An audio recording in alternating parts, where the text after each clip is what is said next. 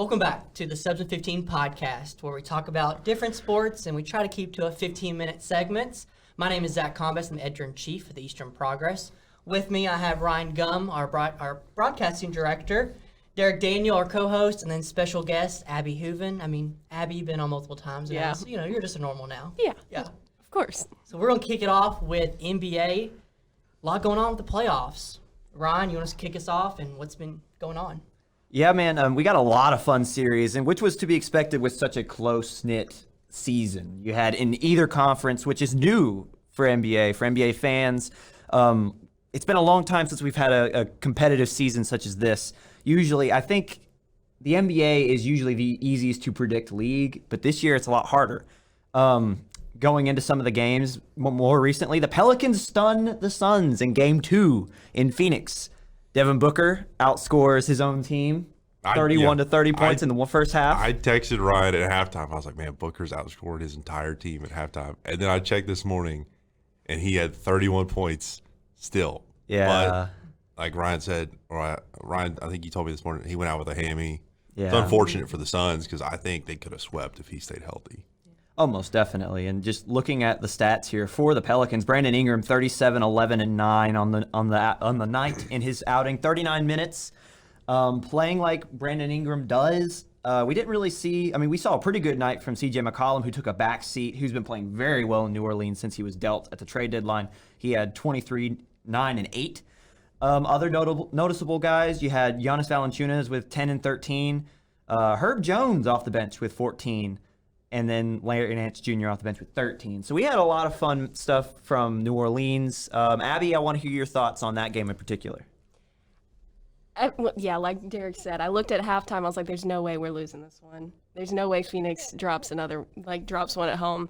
Then you look, Booker injures his hammy. You know, he's had a history of hamstring injuries. It seems like every season or so he's out for like 5 to 7 games with some hamstring. But, you know, he's still getting 31 points in 25 minutes. So if he stays healthy, they're on top for that one. But, you know, Brandon Ingram played amazing. Now, will that carry over to back at home at New Orleans? Probably. Maybe not 37 points, maybe 30, 25. But if Devin Booker's out, it's gonna be an interesting one. I don't want to stay on Booker too long, but the man was 7 of 10 from 3 in the first half. Yeah. That's insane. Like, tell me you're shooting 70% from behind the arc is absurd. I mean, just scorched. I mean, so the fact that he got hurt and they only lost by 11, I think if he stayed healthy, they win by like 40. He can't stay that hot for the entire game, but like, he probably shoots around 50%. So, I mean, it's unfortunate. But then another West game. The Grizzlies absolutely murdered the Timberwolves last night, 124 to 96 to even the series 1-1. Zach, what'd you think of that game? Yeah, I mean, we've seen the Grizzlies all year. Ja Morant has been lights out all season. The Timberwolves, though, they have been really good, though. I was surprised it was that big of a blowout there. I mean, to start the game, it was close. You know, the first half was close, and then Grizzlies wore them down the second half. We've talked about how Memphis without Ja is 17-2, something ridiculous, right? And I think it's easy to point to why when you look at the stat line and how they played. Obviously, Ja Morant is Ja. He's going to do what he does. He had 23, 10, and 9. But 7 Grizzlies players in double-digit scoring. 7. You can't beat that. It doesn't matter who you are. It doesn't matter what kind of defense you're playing. It doesn't matter what kind of offensive game you're having. When your opponent has 7 players in double figures, it's over. And I think you saw it. The Grizzlies, I feel like game 1 they got caught in the moment. Minnesota is on a roll. They're excited to be there, just facing all that adversity. They stole game 1. I would be shocked if Minnesota won another one. I think this ends in 5 with a gentleman's sweep, a respectable sweep in 5 with Memphis taking games 2 through 5, just from the way that this is playing. And I think Memphis they're no longer a dark horse. I think after a game like this. I don't know. I think the Timberwolves could at least take one more. Like, you know, with the kind of season Cat is having post All-Star break, I mean, the man's dropped multiple 50-plus games. So, like, it's not out of the equation that he could have a stellar night and then have Edwards have a stellar night as well. So I think they could at least take one more. But I think Memphis takes it in 6. because I don't think the Grizzlies take more than one more. Right. So, Abby, what do you think? Yeah, I'd agree. I think Memphis has this one. I feel like Minnesota's been one of those, it's either they're hot or they're not. There's no in between. And I think at this point, that can't be your playoff style. You've got to figure it out, and I don't think they have enough time to get there.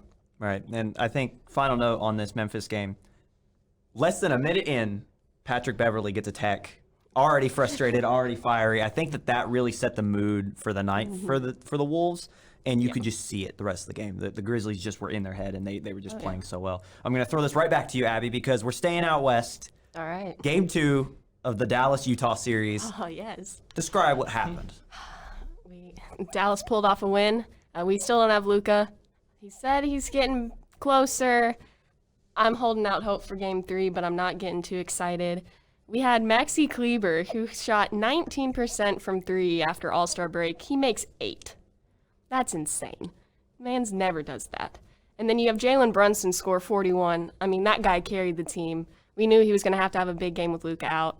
But what I like more is just we have a little bit of confidence, and we know that we can still beat Utah even without Luka. Like, I think we needed to get that win just to get a little bit of more oomph in us. But it's a good game, good series, and hopefully Luka comes back and we'll see how it goes.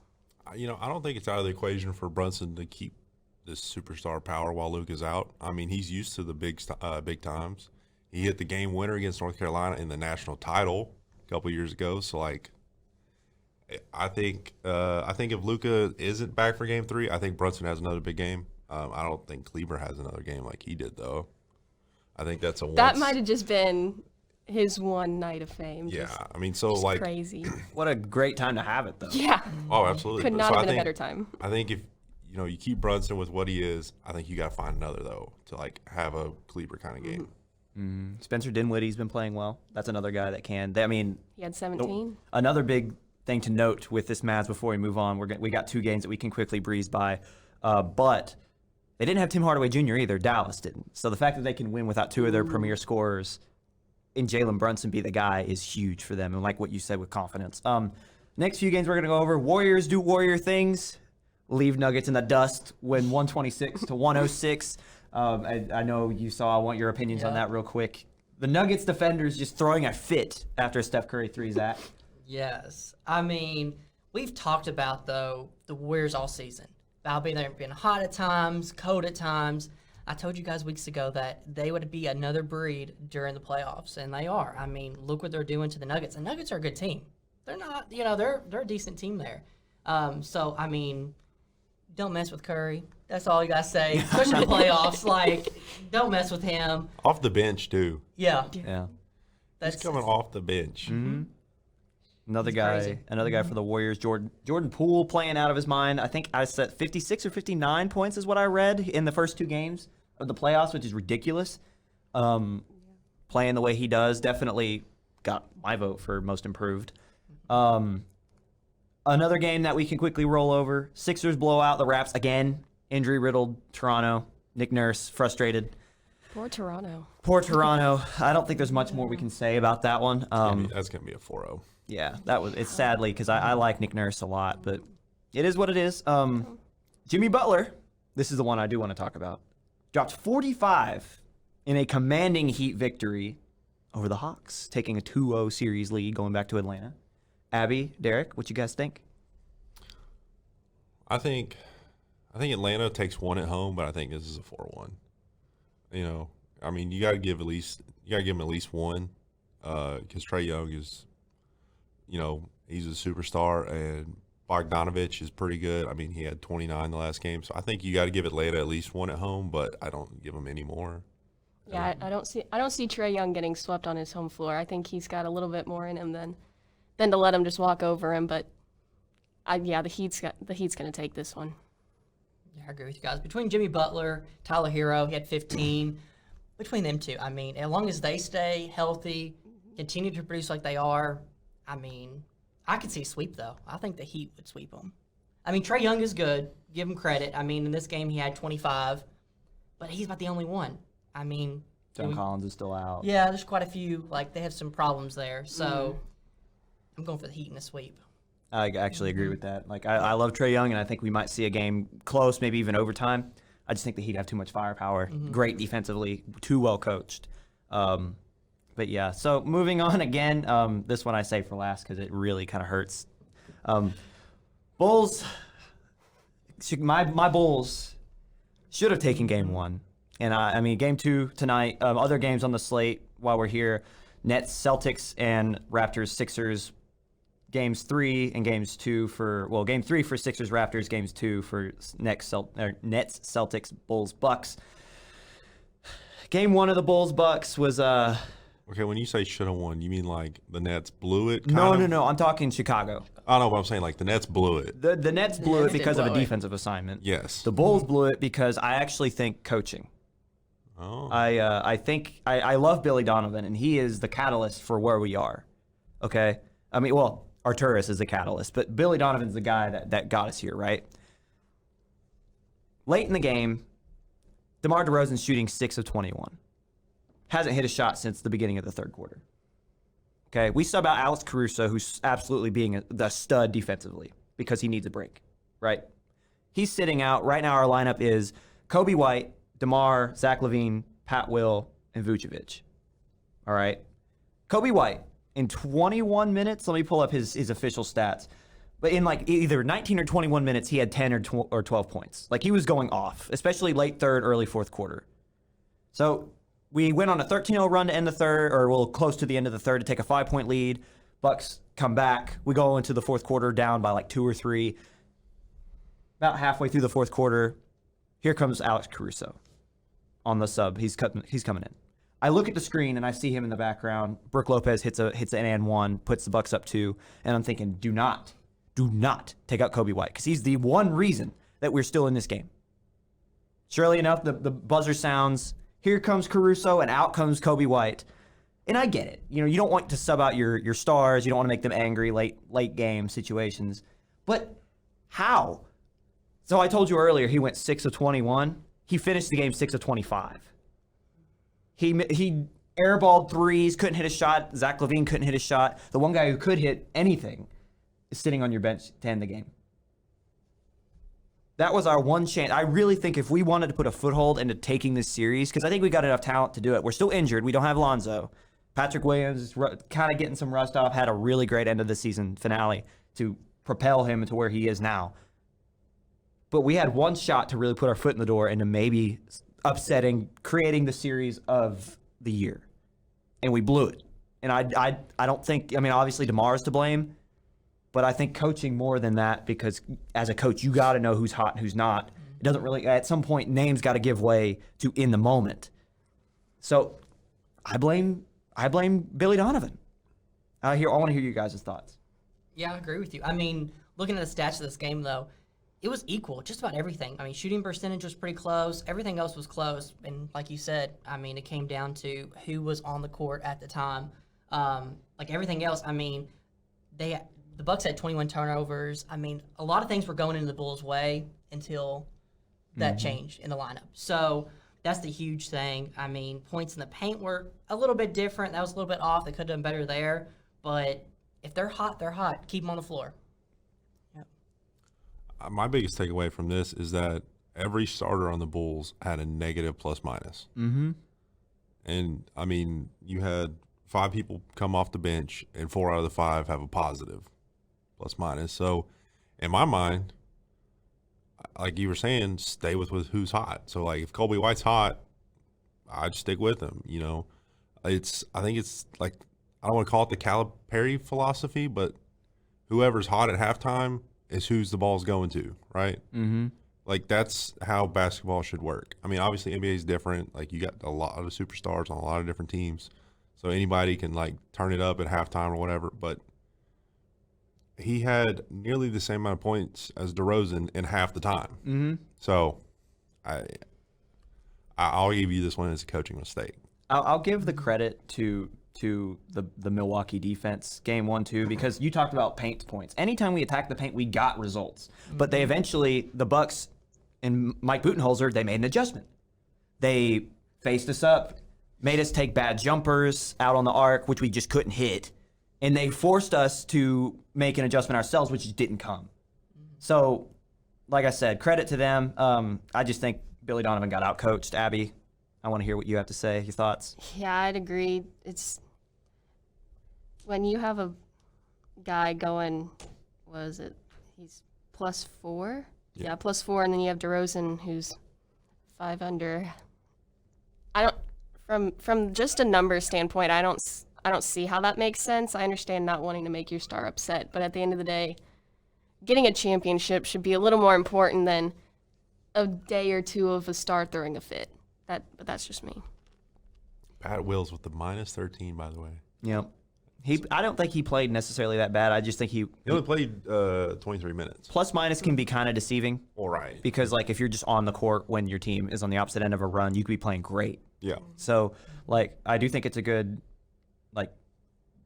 way if you play a lot of minutes and you're a DeMar DeRozan to be, oh, yeah, you played however long, shot 6 of 25, -5, plus minus. That's good. 42 of 48 minutes. Yeah. Like, it's just awful. So, yeah, we're about to end our segment. I saw the alarm. Tonight, Dallas, Utah. In Utah, Game 3. Warriors, Nuggets. In Denver, Game 3. Actually, am I wrong? No, that's tomorrow. Sorry. That's Thursday. No, tomorrow is Dallas, Utah. That's Celtics. Tonight is, we're That's somewhere. yeah, we're that's somewhere. I went Celtics. down my list. I'm Celtics, sorry. yeah. That's Sixers, Celtics. Raptors, Bulls, Bucks. Yes, that was it. One of those two. Yeah. All right. All right, the next segment. All right, our next segment is going to be the NFL. Let's kick this off with Sammy Watkins going to Green Bay. I got a 1-year deal for $4 million. Derek, I don't think you seem very pleased about that. That's what we replaced Devontae Adams with. We replaced him with Sammy Watkins. At this point, we've got to call it a rebuild. Like, we signed Rodgers back. Okay, we gave everything else away.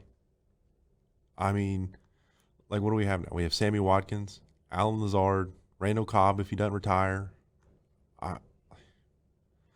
I'm just dumbfounded that we have Sammy Watkins is our go-to guy. Yes, we got him cheap, but you have people like Jarvis Landry out there, Julio Jones, Odell Beckham. There are way better and bigger names out there, and we go get a guy who just reached 5,000 career yards after 8 years. I mean, I'm pretty sure Julio got 5,000 yards in 3 seasons. Yeah. He's another guy on the market, too. I'm dumbfounded by it. But you know what? If it works out, I'll be happy about it. But right now, I'm not happy at all. No, I will not. I will not accept this signing until it proves me otherwise. Yeah, I don't know if I want to call it a rebuild, but it's definitely your two best receivers are Watkins and Lazar, which does not bode well. Who is your tight end? What's his name? Tunyon. Is he healthy yet? I don't think so. I mean, he tore his ACL like game 4 or 5, so he might be back next season. I'd imagine so. But I'm sorry. I feel bad. So, but if he's not back, please go get a tight end. That's all I gotta say. Like, I will take Gronk. Gronk's crazy, but he's good. Okay, Yeah. He's someone that Rodgers can throw to. He can catch a ball. Exactly. I don't trust Sammy Watkins to catch a ball. No. Because on 600 career targets, he's only caught 350. Not very good. No. No. Yeah. Just last season, he was only getting 49 targets in Baltimore. And Lamar Jackson doesn't throw a whole lot, but still, wide receiver, come on. It's not very good. It's lowest of his career, too. It's pretty bad. Another receiver, you named him, Jarvis Landry today, visits the Saints. I don't know. Would you call the Saints a rebuilding squad, too?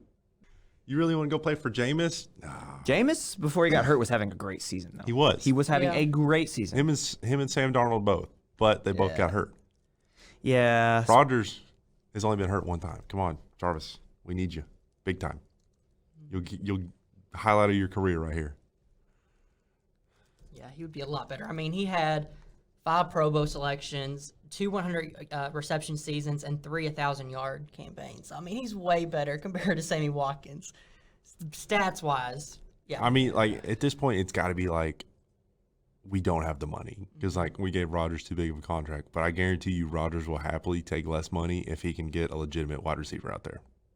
Mm-hmm. And I know I'm dogging on Sammy Watkins, like, but the man deserves it. He's at a career low, and we think he's going to be the new Devontae Adams. Absolutely. I don't think it's what you think. I think that's what you settled for. Yeah. I would rather settle for Jarvis Landry though. Yeah, that's a pretty good settle. Or a healing Odell. Another team you named, because we got to move on from Sammy at some point. The Panthers talked about Sam Darnold. Panthers OC Ben McAdoo says, yo, Sam Darnold's our starter. And then instantly retracts and says, never mind, it's too early. What do you think that means? Because I read that and I get really like conflicted emotions here. Yeah. I think that means Sam Darnold's your starter, and he wasn't supposed to say it. Kind of slipped up too quick. Yeah, I think because like who else we have? We have PJ Walker and Cam Newton there. I think this fits really in well with the next thing that was reported too, is that the Panthers are also looking into trading for Jimmy Garoppolo. So I feel like McAdoo says, okay, I'm going to name our starter because this is the guy I think we're going with. And then the Panthers front office was like, wait a minute, because we are working right now. And so then he has to retract. And if I'm Sam Darnold, I'm like, in one way you could say, okay, yeah, I'm already penciled in. Like, this is great. But then when they make him retract, you think they're actively trying to replace me. And I've not fully had my chance here yet. You know, like I got hurt and whatnot. But then again, I would take Jimmy G over Sam Darnold too, regardless of what he looked like at the beginning of last year. He won a playoff game. He's won multiple playoff games. Mm-hmm. Yeah. Jimmy G actually, like he's not the most consistent guy, but he gets you results, and that's all that matters, right? Especially if you're a floundering, rebuilding franchise. Like you'll take a 2 seed in the NFC or is it the AFC South? They're the NFC South. NFC South, Yeah, yeah. I'm pretty certain. Yeah, With because the AFC South is Tennessee and Yeah, right. So yeah, they've got the Bucks, Saints, and Falcons. right. You'll take a 2 seed out of there, Right. Yeah. Because I don't think you're topping Tom down in Tampa. I think if with Jimmy G, you can compete with a rebuilding Saints. You know what I mean? Like you're not going to beat them, I don't think, but you can make it competitive. Yeah. Mm-hmm. So I think you could get like a 7 in the AFC, Maybe. possibly. I mean, the If you go AFC is with pretty weak this year. Jimmy G. Yeah. But I don't think Jimmy leaves unless Debo leaves. Now, this is an interesting question because, once again, this is a great segue. Rumors circulate that Debo just wants out of San Fran. He just doesn't want to make it work. He wants to be gone, right? Another thing that's interesting, too, to say about that is that, I guess it's more of a question. Do you go with Trey Lance regardless if you have Jimmy G or not? Trey Lance is not good though. I Yeah. wouldn't want. From I what wouldn't want him to from be what my we starting saw, like quarterback. yes, he didn't get like his full opportunity last year. Very But what we sad. saw last year, I wasn't impressed. It was Mm-hmm. kind of like when the Packers tried out Jordan Love. Yep. I wasn't impressed. I felt like I saw more from Trey Lance than I did Love, most definitely. And I feel like with a full offseason workload as a starter under his belt, maybe we could see a lot better. You have to, at some point, if you're San Francisco, you put all your chips on the table. Like, you've already bet everything you have on this guy. So, in my mind, you have to. Because, I will say, out of the rookie quarterbacks last season, I would put him 3rd out of 5. right. I mean, yeah, he's fair. behind Zach Wilson and Justin Fields for me, but he's ahead of. Zach Wilson did not do very good. He's still better. Did better than. Look where he's at though. The I, Jets. in I guess in my it's up. opinion, it went Zach Wilson, Justin Fields, Trey Lance, Trevor Lawrence, Jordan Love. Those were my 5. Yeah.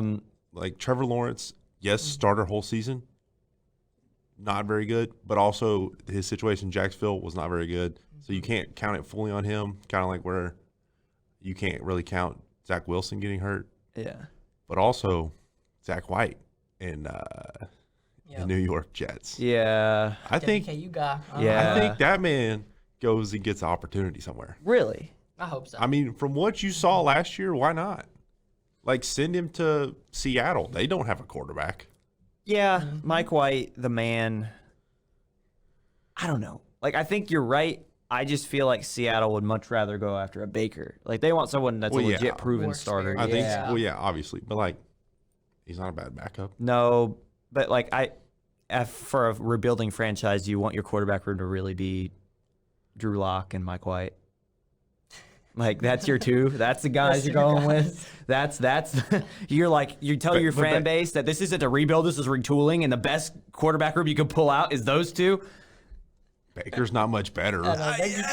He is at least a name that franchise can be like, there's a chance. But if you bring in Mike White, that fan base is going to riot. Seattle will burn to the ground. My thing with Baker, though, is he's very injury prone. Like, that man's had 7 concussions in 2 years. Is it, okay, yes, injury prone, but is it more, so injuries compile. Is it more that the Browns haven't given him the opportunity to properly heal, or is it that he's injury prone? Because I think that there's a distinction to be made there. Both. There's an injury. I think if the Browns let him be healthy, give him time off, because like this last season, the Browns didn't do him any favors. This man could barely put on his own pads, and they expect him to run out there and throw a ball. And then they get mad at him and blame him for all. Like, I've described this before. The Browns are sleazy, and I do not like Cleveland. There is no bias there at all, by the way. I can't stand Cleveland. So like I think you let Baker be healthy. I'm not saying Baker's gonna be a superstar, but if you're trying to win games, Baker's not a bad guy to have. I mean, you look at where he got that Cleveland franchise out of. I mean, he was a solid starter in a place that was a black hole for talent for 20 years. So yeah, I don't think. Do not get Mike White. Get Baker. Okay, but here's my question: if the Panthers deal Jimmy G, deal for Jimmy G, do they give Sam Darnold in return, and then you have Trey Lance, Sam Darnold, or does Sam Darnold kind of like make his way somewhere else?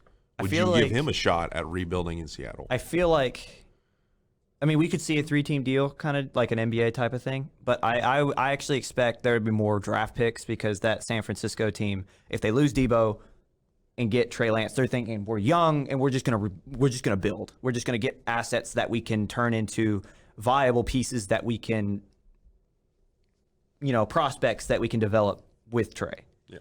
And I think that that's probably the best move for them if they in fact lose out on Debo. But if they keep Debo, and they keep an offense with that firepower, it's already a run-based offense. So if they could get some like air raid weapons to help Trey Lance, then I think you go after more now talent. But if they lose Debo, which it looks like they're going to, then then you do whatever. But no, I feel like Sam Darnold to Seattle is interesting, but I don't think they do that either. Just because Sam Darnold's already had 2 chances, and if the rest of the league will see it as if Sam Darnold's given up on already, he's already had 2 chances, and I highly doubt he'll get a third. He'll be a backup somewhere after that. Yeah. Like his third chance will be because the guy ahead of him got hurt. He'll be like a Matt Hasselbeck. Yeah. Yep. Yeah. And he'll come out, he'll like surprise people, and he'll do whatever, and he'll jump around the league a lot because he's still a good talent. I like Sam Darnold, and we've described, I feel like his fault was that he got hurt and got afraid. He was afraid to take a hit after that because he had a concussion. So yeah, I think that's what he'll turn into if the Panthers in fact give up on him. Like so soon too. Like that's a quick. That is pretty quick. 1 season. Yep, that is concerning. I want to get you guys' take on this though. There's a report that just came out. It's like Sports Illustrated. Steelers would sign Baker Mayfield next day if the Browns cut him. What do you think about Baker going to the Steelers?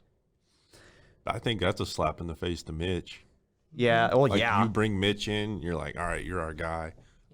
Also, R.I.P. Dwayne Haskins, by the way. Yeah, that was very sad. Yeah. That was sad. That is situation. absolutely devastating for just the football community. So rest in peace, my guy. Yeah, I mean, like if you bring Baker in, Mitch is just kind of like. Mitch probably gets dealt. Yeah, because I mean, like obviously he wasn't going to play over Josh Allen in Buffalo, but like at Pittsburgh, he had a real chance. Because I mean, like he wasn't. I won't say he wasn't. He wasn't bad with the Bears, but he wasn't good either. No. So, I mean, I think I would take Baker over Mitch, but I would also take Kenny Pickett or Malik Willis over Definitely. Oh, yeah. either of those. If it falls to you like that, yeah. Yep. I truly believe that the Mitch signing was they think that, or they pray that one of those 2 quarterbacks falls to 20 and they take them and then they let Mitch be the 1 or 2 year starter until that guy that they draft can take the reins. That makes sense. I think Kenny Pickett is a great fit for them. I don't care about his hand size. size. From the city too. He knows the fan base. Yeah. A university legend. Like, why not? but apparently they're all gung ho on Malik Willis for good reason. Great talent, Yeah. great talent. But I just feel like that's a You match. know what made in though? heaven. Malik didn't have a rule made about him. Kenny did. That's what I'm saying. Like I feel Kenny like had an entire rule written about him. in my mind, talent obviously does override need, but also fit has to fill in there at some point. And I think the only guy that would fit better is Desmond Ridder, but he's gone. He won't be there. One of those two I feel like will be, and I think it's more of Kenny Pickett, and I wouldn't be mad. I'd be actually pretty happy with that if I'm the Steelers. But even if Pittsburgh gets Baker, I don't think that changes how their season will look. Like they just have a better offensive look. Yeah. I agree there. Also, they got Mason Rudolph still. I mean, he was decent when he came in for Big Ben. He's a good I mean, backup. he was a good backup. So could you see? I could see maybe Baker and him being the backup, but then did they draft for Kenny Pickett or anybody like? At this point, they're gonna have like 5 quarterbacks. Yeah. Yeah. I don't think they draft a quarterback if they get Baker. I think they get Baker with the thought that they don't have to, which is a great move for them because if they can get Baker, Do they then like draft some weapons? they draft whatever they need. Everything. Like they have. It's what's weird about their situation is that they've got players in every group, but not enough depth in every group. So every group needs something. Like you got stars upon stars there, but not enough to actually make them dangerous. Yeah. They're just kind of mediocre, even with all that. So if you can lock up that quarterback spot, Get somebody to hand Najee the ball. It'll Right. take you long. right? He will take you places. Right. And so you got to lock up that O line. You got to help that D line. You got to get some support in that linebacker Their core. secondary is pretty good though. Yeah, it's great, yeah. And Tyrann Matthews had interest there too. So their secondary is already good, but then but you have to TJ Watt's great in their linebacker core. They need more. Their defense and offensive lines are good. They need more. Yeah. So yeah, that's their situation. If they could lock up that and their need changed for the draft to fill what they don't have, they're going to be in a great situation. But if they're drafting a quarterback, they're going to be a couple years down the line. Yeah. Other news, talk about Deebo Samuel. Him, Terry McLaurin, and A.J. Brown all skipped off-season programs and pushed for new contracts. Come on, Terry. We'll take you in Green Bay. Come on, That's Terry. everybody. What do you think? The question is more of, what do you think about this uproar from wide receivers pushing for large contracts? Because we've seen it a lot recently. And if this is true, that's a lot of names. I mean, I think everybody's trying to be like Stephon. That man just got absolutely paid in Buffalo. They're like, I'm a star like him. Why can't I get paid? Like, Scary Terry has been unreal for what the Washington Commanders have had. And the football team, now the Commanders. For what they've had at quarterback, he's been stellar still, which is impressive. Deebo is an unreal talent. That man is like the best wide receiver running back combo other than like Cordero Patterson. I think he's even better than Cordero Patterson. A.J. Brown, I don't know. I don't think he's reached that guy status yet, in my opinion. Because with Tennessee, that's still the Derrick Henry show. They're about to say they're a run offense by far. So I don't think he's that guy to where he can like demand that amount of money, especially with Julio last year and then A.J. Brown being hurt for a decent amount of the season. But yeah, Deebo and Terry McLaurin should get paid. Definitely, yeah. I mean, A.J. Brown, they're saying on here now that he erased Tennessee out of his Twitter bio, which means he's gone. He's gone. I will take him. Yeah, no, honestly. I mean, I think the Bengals could use him. Oh, yeah. They could use some more wide receivers in there in the core. Nobody needs him. We need him. Okay? Green Bay. Green Bay needs him. Green more. Bay needs him. Yep. All I'm going to say is just the apocalypse is happening. He erased all the Titan stuff on his bio. Twitter. It's over. He's deleted all the pictures. Titan fans are expelled from this nation, and they can go play in the Premier League overseas. I don't think it's that big a deal. Like That's the first thing that pops up when you look. Listen, it'll be right back. As soon as they start talking, it'll be right back. I love this place. Yeah. Yeah. As long as he gets that money, he'll be back. He probably did it just to get an uproar from the fans. To be honest, Definitely. Yep. He's trying to use leverage. Good for him. Best way to do it. It's all business. Yep. All about that money. But that is all we have for the NFL segment of the Subs and 15 podcast. All right, our next segment is going to be the MLB and college baseball. Let's start out with the battle for the Bluegrass, UK versus U of L. Jim Patterson Stadium yesterday. It was a great game. 4-2 win for the Cards. Pretty proud of my Cardinals coming out with the win. As you should be. Yeah, that's a good game. it was. I've heard. I'm not gonna say from who, but I've heard that Louisville runs the state in baseball, which is pretty true. Pretty accurate. That's pretty accurate. I mean, they're nationally ranked. They're pretty good. They beat pretty much everybody in the state. So like Louisville just runs the state. But on the other hand, you got to watch out for Eastern because that game's coming up later in the year. Eastern just beat Xavier in extra innings last night. Yeah. That was a great game. It was. And EKU's beat Louisville before, so just a couple years ago. I mean, gotta watch out. We might have a new battle for the Bluegrass. Yep. Roll Kerns, baby. Let go. But yeah, the Cardinals, they have won now 13 of the last 16 meetings between Kentucky. So, I mean, you guys are good in basketball. Louisville's better in baseball. So there we go. It evens out. Yeah. We have football.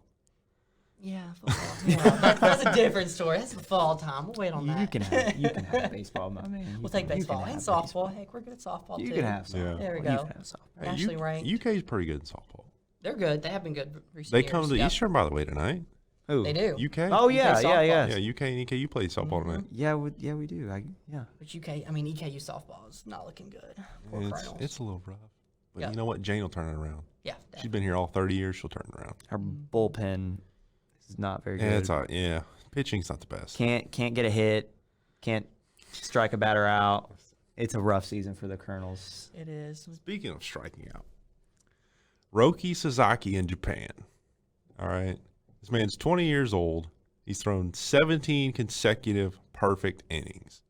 So he threw an entire perfect game and then came out again and threw 8 perfect innings. In those 17 innings, he combined for 33 strikeouts. Okay. There's only 27 outs a game, so you talk about 54. So 33 of the 54 outs for the entire game were strikeouts by him. That's insane. That's crazy. This man's about to get the biggest MLB contract ever. He will be the next Shohei Ohtani. I don't know if he can hit, but the man can pitch. Definitely. I mean, he hasn't allowed an opposing hitter to reach base 52 consecutive plate appearances. Like, that is crazy. 52 people up and down, and they don't get on base. He's striking them out or getting outs. So it's unbelievable. But like we talked about before we started recording, Japan, though, their baseball players are always the best. And they end up somehow coming over for the MLB, which is rightly so. I mean, you had Ichiro back in the day. You've got Shohei now. I mean, there's a lot of good ones. Yep. I think that's something we've seen in a lot of sports too, is that like international popularity for our sports in our nation has grown exponentially.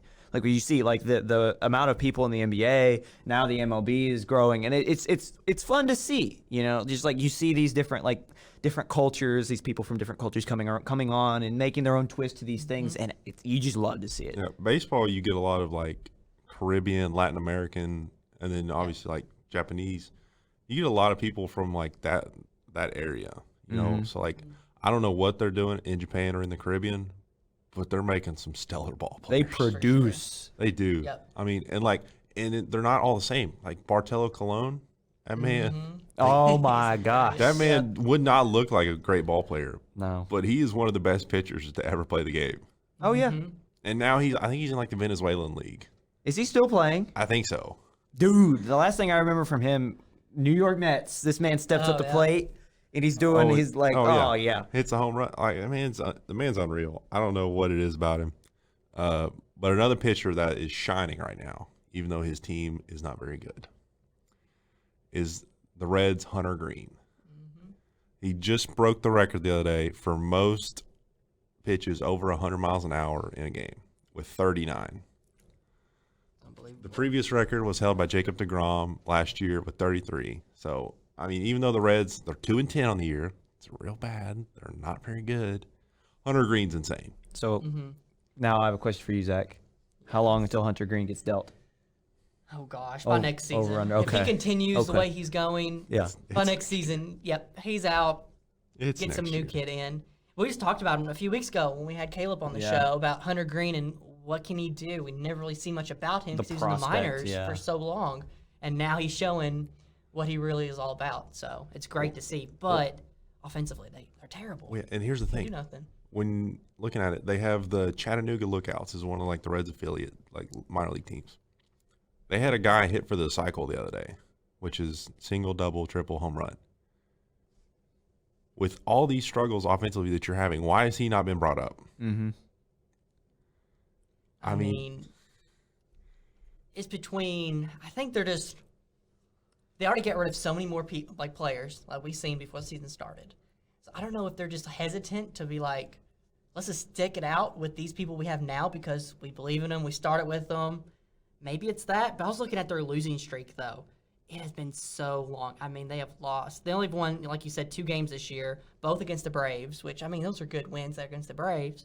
But to lose to the Padres in a series, get swept by them, swept by the Dodgers, swept by the Guardians, which, come on, it's the Guardians. I want to talk about the Guardians, though, real quick. Mm-hmm.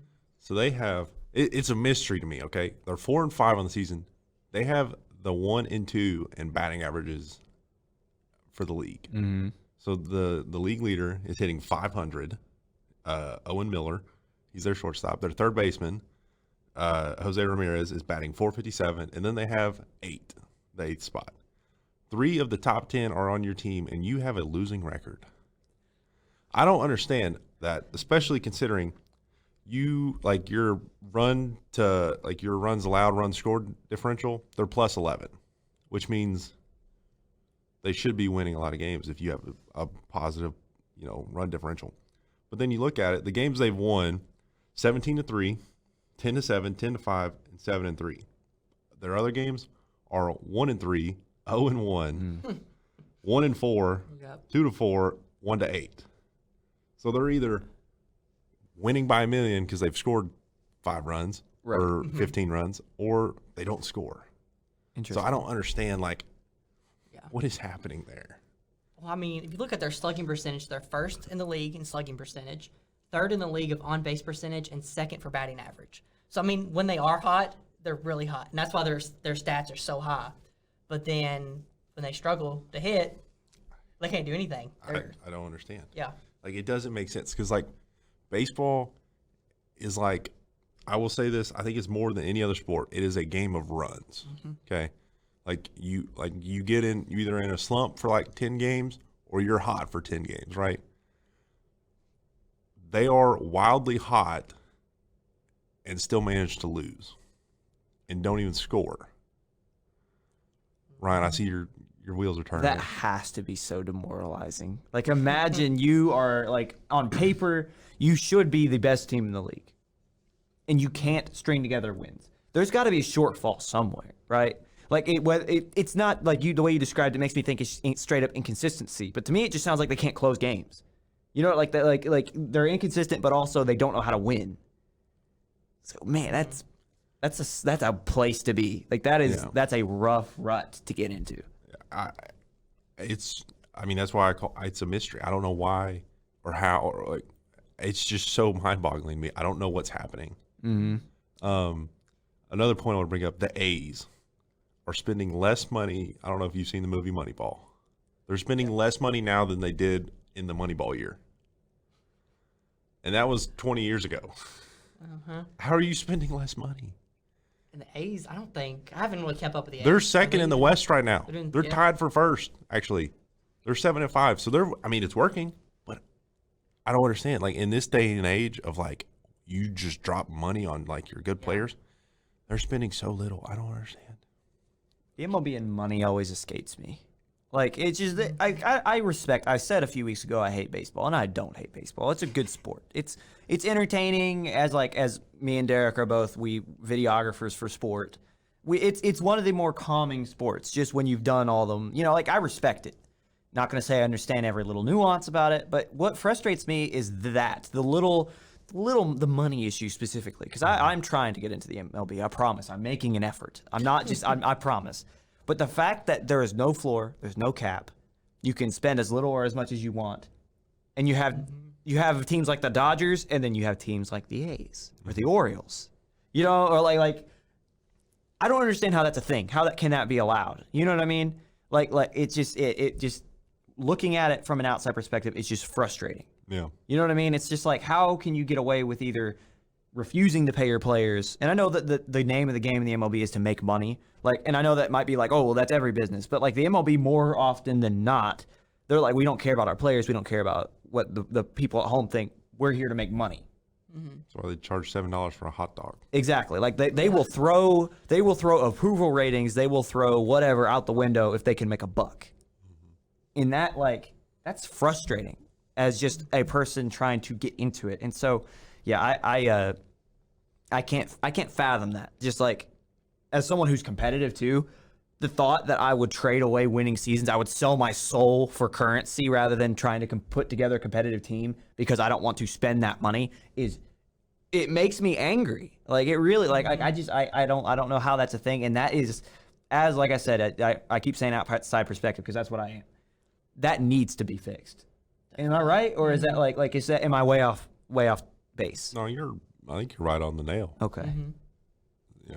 I agree with you. Yeah, talking about the A's, though, I saw something was kind of shocking. At their game on Tuesday night, they had the lowest crowd ever with just over 3,000 fans.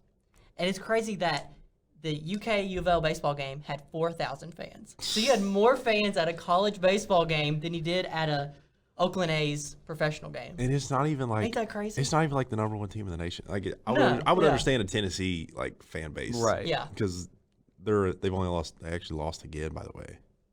They lost to Tennessee Tech. Oh, yeah, What? I know, of everybody, right? OVC teams would, yeah. It's true. Man, they OVC just the goated, man. Goated. But like also, why is your fan base so small? Like, what are you doing so wrong that you're not spending money? You have no fans, but yet they're winning.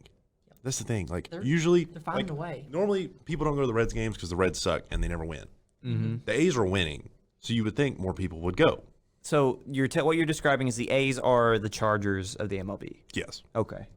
Yep. I mean, it makes sense. They're both out there. Right. Yeah. Yeah. Like Oakland, Los Angeles, pretty close.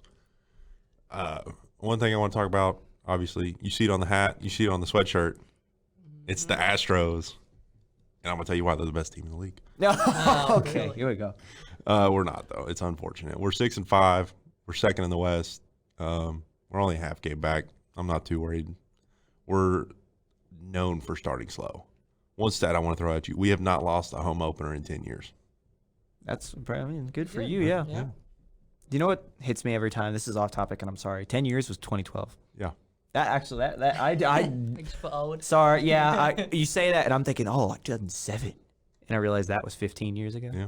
All right. Sorry. Keep going. Anyway, You said that, and it hit me, and I had to point it out. We have vintage Verlander back. The man has not played since opening day of 2020. He had Tommy John surgery, was out for like 18 months. But he's back. He's doing good. He was dealing against the Mariners the other day. I'm loving it. We did lose our closer, though. We've been injury-ridden in the first 10 games, and I don't understand. We had our left fielder get hurt, Yordan Alvarez. The man got placed on IL for a little bit. We had our first baseman go on paternity leave. Can't blame him for that one. Yeah. Our closer is on the IL. We do not have the pieces to get hurt. That's all I got to say. We do not have the backups to be injury prone, which we always seem to be. It's unfortunate, but you know what? We'll battle through it. I think we'll get first in the West. Oh. We split with the Angels in Atlanta or in Los Angeles, where we've split with them so far at home. I think that they are our only competition. I thought the Rangers would be good because they spent so much money getting Corey Seager. They spent like $380 million or something. Mm-hmm. But they're not that good. They're 2-8. Mm-hmm. Seattle's not that good. They started off slow. Yeah. So I think Los Angeles is going to be the only one to compete with us out there. On the flip side, I said the Dodgers were worrying me because they weren't doing good in spring training.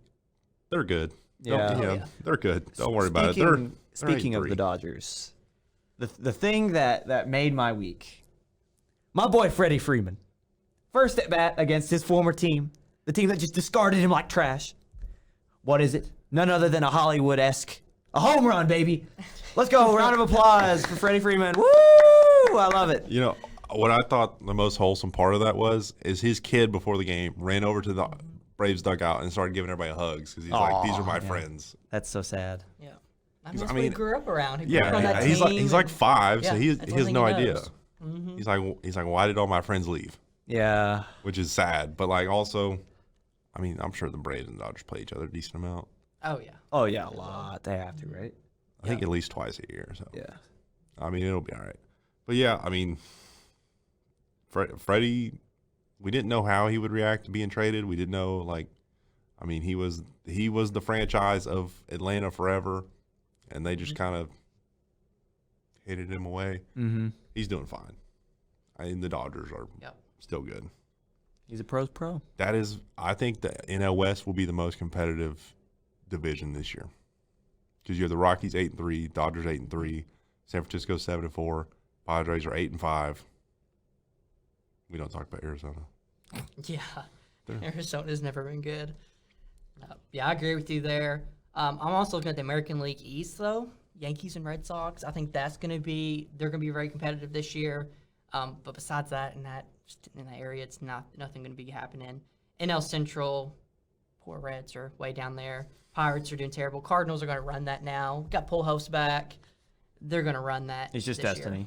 Year. Yeah, it is. It's bound to happen. So those are some of the leaders there. But that is all the time. Or unless Derek, you have something else to add. The Reds, man. Yeah, I think we should end it after that. The Reds. That's all I got to say. They're poor Reds. Maybe they'll turn around. Maybe. I hope so. I hope so for their It's sake. still early. 12 games in. For their sake, I hope so. Yep. Got 150 games left. We'll see. Exactly. So that's all we got for the MLB segment of the podcast. And so next segment is going to be the college hoops segment, what we usually start out with. So let's start here with Timmy time. What do you guys think about what's been going on? So there is this rumor flying around. I don't know how based in facts it is, 0. but there is a rumor flying around Kentucky basketball that if Drew Timme were to withdraw from the draft and return for his final season of college basketball, he would enter the transfer portal, and his first place of interest would be Kentucky. Yep. Citing that he is really good friends with Oscar Tshiebwe, who is in fact returning, or at least the rumors are. And apparently he hates Spokane, and he wants more money from NIL. Exactly. Who doesn't hate Spokane? Yeah, for real. See, You're in the middle of nowhere. I want to preface once again, this is not based in fact. This is just something that's been floating around Kentucky Twitter. Listen, it is the best Twitter trend in a while, though. Yeah. For like this For is the Kentucky most fans. This is the most hope Kentucky basketball's had in a long time. Yeah. For real. And here's the thing. I was in discussion with somebody not that long ago about Kentucky basketball, and I think it looks a lot worse than what it is, right? We did lose a lot. Don't get me wrong. You know what I mean? Like we haven't had what we would consider our year of recruiting, but we will be returning a lot more than what you think. Like Severe Wheeler returns, Oscar returns. Severe and Oscar aren't confirmed though. I think that they're more often. The only one confirmed is Damian Collins. Bryce Hopkins transferred. Ty went to the draft with an agent, so he's Right. done. Keon went with possible eligibility. Shaden went with possible eligibility. There's lots of talk that Shaden is like still enrolled, so everybody's like, "Oh, he's coming back." But, Yeah. like if that man's a top 5 pick, he's not coming back. I don't think he is a top 5 pick though. I don't think he is either. But like, if you're 9th in the draft, are you gonna come back? I mean, if you play, you could hop into the top 3 maybe. Yeah, maybe. So we'll see. I think Kentucky gets a lot more in return than what you think, and they already have 2 top 100 recruits, right? 2 4 5 Grayson stars. Wallace Yeah. and I just saw it. Hold on. why can't I think of his name now? I just saw Chris it. Livingston. Yeah, Yep. Casey Wallace is an unreal. Both talent. top 20 of the ESPN top 100. And so you get those two 5 stars. You get a lot of your guys back. You get some transfers, and Kentucky will be right where they were last year. You know what I mean? So like I think that the Timmy time thing, not based in fact, is very exciting. I don't know if it will happen, but it's kind of fun to see. Be nice, yeah. Yeah. I wouldn't mind it happening. Oh, I'm sure. Yeah. Only one of the best players. You get 2 of the top 5 player of the year candidates on the same squad. That'd be pretty good. Other news from the transfer portal. Iowa State's Tyrese Hunter enters the portal. And Memphis's Amani Bates enters the portal. Obviously, one name's bigger than the other there, but I just want to know what you guys think and any potential landing spots you'd like to see them go. I mean, Tyrese Hunter, he was good at Iowa State. Does he go to a big school like Kentucky or somewhere? I don't think so. I feel like he's going to go to either, maybe I could see him like an LSU or Florida State, somewhere like that I could see him. Not a huge school, like a top 25 school, but at the same time, a decent squad that's, in a good conference. Mm-hmm. Yeah, I could definitely see him going to like, I want to say Georgia, play for Mike White maybe. Mm-hmm. We'll see there. Maybe a Florida. Maybe Florida. Todd Golden. Somewhere in there. But I could also see him in like the Big 12. A lot of SEC. Yeah, I don't think he goes to another Big 12 school. You don't think so? Nope. I think a guy that does go to a Big 12 school is the reigning AAC Player of the Year, Kendrick Davis, who transfers out of SMU. He was at TCU before transferring to SMU. That's another guy that I think we have to watch out for. A place I'd like to see him go. He averaged 19 and I think 4 and 6 or something like that. Carolina. North Carolina and Hubert Davis are trying to re-up. Yeah. They bring back Armando Bacot. They bring back RJ Davis. They lose Caleb Love, who still has eligibility, but I don't think he's going to come back. You feel that with Kendrick Davis? Mm-hmm. And you're right back to where you were last year. Yeah. No reason that you should be any less than championship possibility. Definitely, yeah. Amani Bates, he's going to get offers wherever he goes. He averaged 9 points a game. He was injured. Didn't really work out with Penny. I don't know. Where would you like to see Amani Bates go? Now let's erase where he could go. Where would you like to see him head? That's gonna be tough. I mean, somewhere in the SEC, possibly. Mm-hmm. I don't know. What squad would fill him out well? I mean, he's a good athlete overall. So any team that picks him up, he'll go to a big team. He won't go to some Big East school or nothing. Mm-hmm. But where do you see Derek? Where do you think he would go? I could see Amani Bates going out west. Maybe like a Pac-12, like a UCLA. But so that was one that hit that I thought of first too. Was it Mick Cronin? Yeah. I think he'd go play for either UCLA or Arizona. Arizona would be interesting. I like Mick Cronin a lot more for Amani Bates, but just because Johnny Juzang was able to flourish the way he did, so I think that it'd be a very similar fit. Just plug and play Amani in the exact same situation. I feel like he would. They're different players, but I feel like he'd flourish in the same way. Other than that, it's up in the air. I mean, obviously you have your normal blue bloods. I don't think he goes to Kansas in terms of blue bloods. What about Tennessee though? That was one that They're I targeting him thought. as well. So I don't know. Tennessee could be a good one. I don't know if he fits into the Rick Barnes system though. Mm-hmm. I think he fits into Mick Cronin because Mick Cronin's more high flying, but they're both defensive minded. But Tennessee's based more on discipline, and Mick Cronin's more based on grit and grind and kind of who's hot. Yeah. So I think Imani fits better with Mick than Rick. Mick and Rick. Yeah. The new podcast by the Eastern Progress. Yeah, 24/7 Sports also has him possibly going to Baylor, Alabama, Oregon, USC, Texas, Ohio State, Auburn, Arkansas, Michigan, or Kentucky. A lot of Auburn would names. be a good spot. Auburn would be a good one. Wendell Green with him, I feel like that could be a Jabari good, Smith in the draft. Yeah. that could be a good connection there. So, a lot of possibilities, but I'm liking the SEC there. Any of those SEC schools, Yeah. those would be a good one for him. But I'm trying to see because there was Michigan State's point guard, or not Michigan State, sorry, Mississippi State's point guard. He's transferring somewhere. I can't remember. He's in the portal for We can sure. find it. I'm trying to remember what his name was though. What was I had it, I'm blinking, and I'm looking at Zach, and he's blinking with me, and I'm just like, it starts with an S, I think. Are you talking about Rocket Watts? No. Yeah, I don't know then. I could have sworn that Michigan State had someone transferring. You mean Or Mississippi State, sorry. Mississippi State. well, I think you are talking about Rocket Watts because he was a former Michigan State guard. This is his second time transferring, and he'll be going to his third school. But in other news, let's. Oh, no, Iverson Molinar. Oh, okay. There you I go. think he's gone. I don't know where he would go. I could have sworn I saw him say he was leaving. I could be completely wrong on that one, but I'm pretty sure I saw Iverson Molinar said he was leaving. I don't know. But in other things that we know for a fact, the coaching carousel is in full effect. Mm-hmm. And I want to pose you both this question. What was the most impactful move that you saw from all the coaches that moved? Which one do you think that will make the biggest impact in year one right away? Okay, when you say that, like, biggest, like, jump from last year to this year, because I don't think Georgia could be worse. That's a good point. Mm-hmm. Like, I think Mike White at least has a round of 500 record, where Tom Crean was, I think, had like 7 wins on the year. So I don't think Georgia could be worse. I want to see what Shaheen Holloway can do. Definitely. Mm-hmm. That'll be an interesting one. Yeah, I'm liking Florida. Todd Golden is coming in for Mike White. I mean, that could be a good one.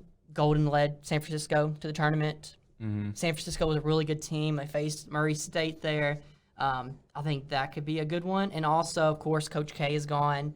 John Shire's coming in. I feel like wasn't he a former assistant or something? John at Duke? Shires? Yeah. Okay. So, I mean, he has that experience there. I saw that he gave Coach K a dog, like a puppy. I think At his retirement? he named it Coach too. Yeah. That's what he said. So I was like, that's pretty cool. yeah. But I think that would be a good fit there. Will Duke do anything next year?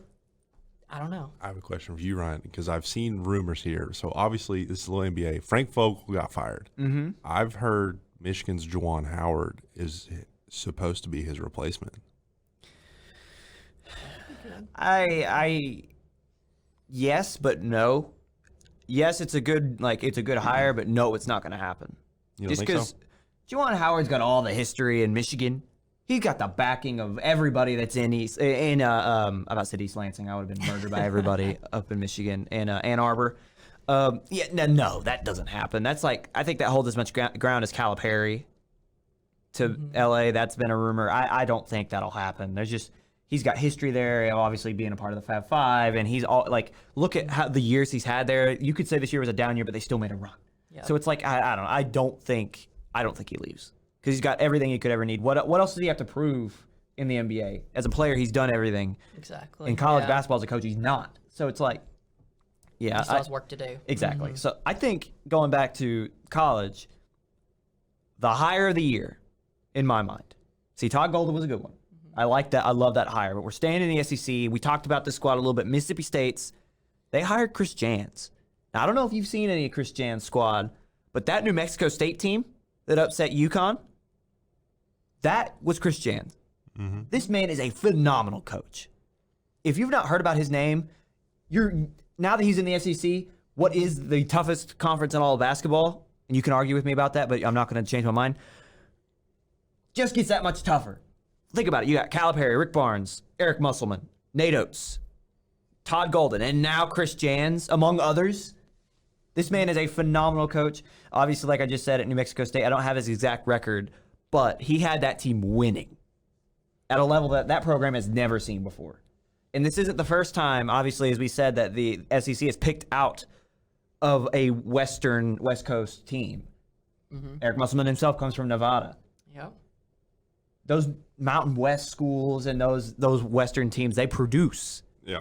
So, yeah, I'm very excited to see what I said year one. I don't know if will be exactly year one just because they lost a lot of transfers, but Mississippi State will be tough in basketball with Chris Jans at the helm. They really will. Like, I think that they will be better than Florida. I really do. I like Todd Golden a lot. Mm-hmm. Chris Jans, in my mind, is a better coach, and I'm really excited to see what he can do there. What about LSU, though? They get the new hire. They lose every scholarship player. They've got 3. I think they've upped it to 3. But, yeah, not one scholarship player from the last year's team that went to the NCAA tournament is on the squad now. Yeah.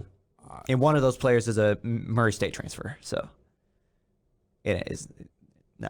You don't think so? I like – What about – do you think Janai Broome goes there? That's a potentiality. Mm-hmm. But if you're replacing what was an NCAA team with just OVC – good OVC players, you're not doing anything. No, but I mean, like, obviously Janai Broome's good. Like, he has offers from everywhere. Blue Bloods. Yeah. Mm-hmm. So he'll listen.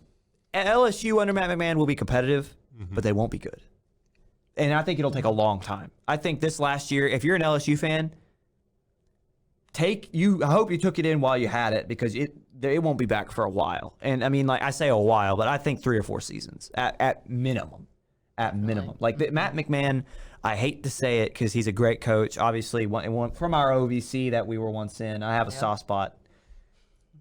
He will be a guy that I feel like will build something there but end up getting fired because he couldn't produce because he had to start from scratch. Like, he'll get a longer tenure, but year 5 or 6 rolls around and they start winning and they get a taste of that after all the sanctions and after the year, after the whole Will Wade debacle. And he's a guy that the guy after him will be very successful. So, yeah, that's how I see it. I hate to say it, but Matt McMahon will be back, I think, in the next 5 to 6 years. He'll be hired back at a mid-major school and do really well. All right, well, here's my follow-up question with that. You said one Murray State player's already followed. KJ Williams, who was the star at Murray State, is in the transfer portal. Do you think he follows as well, or does he kind of do his own thing? Yeah, but it won't make much of a difference. Yeah, it won't make a difference. I mean, he's probably better off I don't know, man. going off and doing his own thing. Yes, you were a somewhere mid-major, else. but you still didn't lose a game. Listen, I know what you're saying, but the all-star OVC team still will not compete in the SEC. I agree. I'm sorry. It will not happen.